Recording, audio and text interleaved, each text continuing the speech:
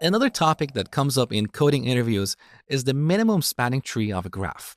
So let's say the nodes of this graph represent our offices, and their edges represent connection between these offices.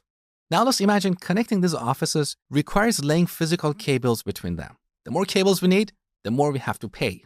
Now, how can we minimize our cost while keeping all these offices connected? It doesn't matter if they're directly or indirectly connected. Well, we can remove the edge between A and C.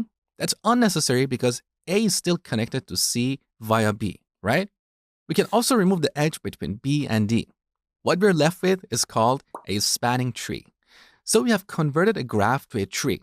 As I told you before, a tree is a graph without a cycle. Now, spanning trees are not unique. There are many ways to create a spanning tree for a given graph. So back to our original graph, we can also remove the edges between A and B and C. All our nodes are still connected, so this is another spanning tree. Basically, if we have n nodes in a graph, our spanning trees should have exactly n-1 edges. So here we have 4 nodes and 3 edges. The moment we add another edge, we form a cycle in this graph, and that graph is no longer a tree. If we have fewer than n-1 edges, not all of our nodes are connected. So a spanning tree should have exactly n-1 edges, okay? Now each spanning tree has a cost, and that is the sum of the weight of its edges. So the cost of this tree is 12.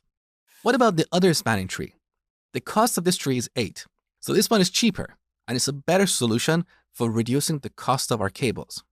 Now, there are algorithms for finding the minimum spanning tree of a graph. This is the tree with the minimum cost.